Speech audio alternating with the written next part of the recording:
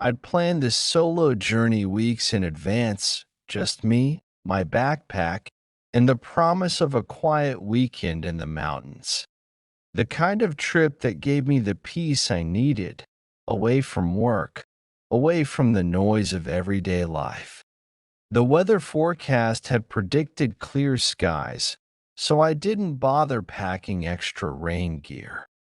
I was optimistic, ready for the solitude of nature. I arrived at the trailhead around mid morning, the sun already climbing high, scattering light across the dense woods. The parking lot was mostly empty, only one other car, a dusty old SUV, was parked near the entrance. It seemed like the perfect time to start my hike.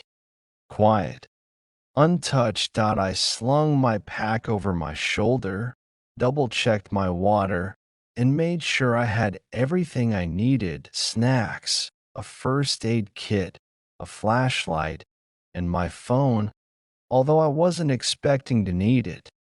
The trail ahead of me was wide and welcoming, flanked by tall pines on either side, their branches heavy with needles.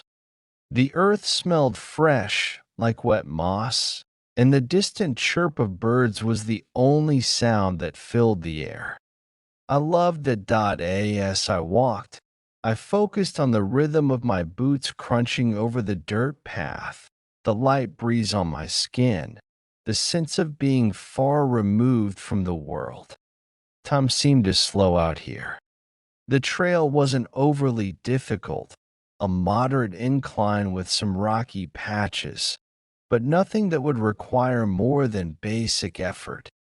I passed the first mile marker and kept going, my mind wandering as I hiked. The further I went, the more isolated it felt.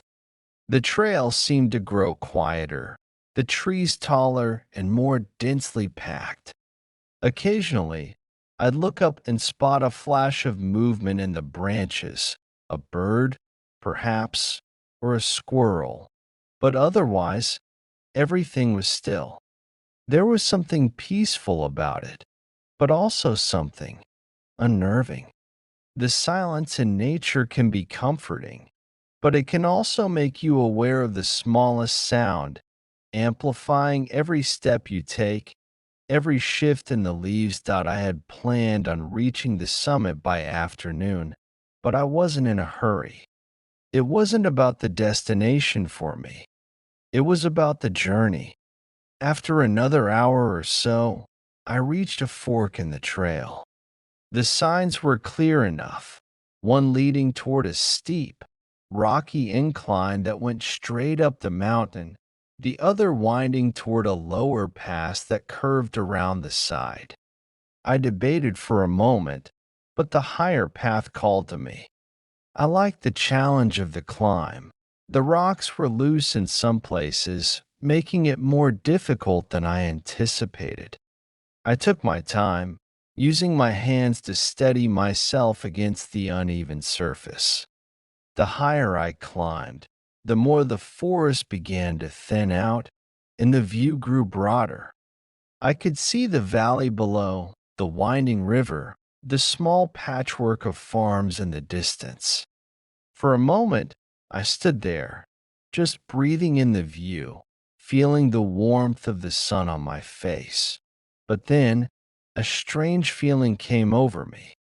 It wasn't fear, exactly, just a sense of being watched.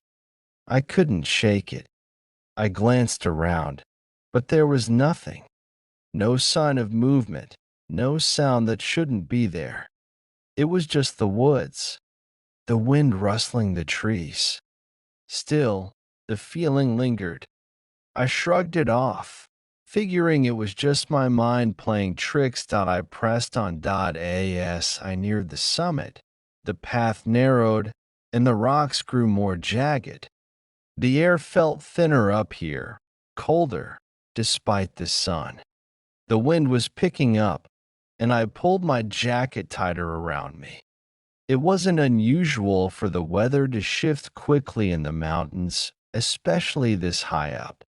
Still, something about the change in temperature unsettled me. It felt wrong. I reached the top shortly after, wind whipped and out of breath. I stood there for a while, taking in the view. The valley below seemed like a different world, entirely quieter, smaller. The sun had started to dip a little lower in the sky, casting everything in a golden glow. But as beautiful as it was, I couldn't shake that creeping feeling from earlier. That sensation of being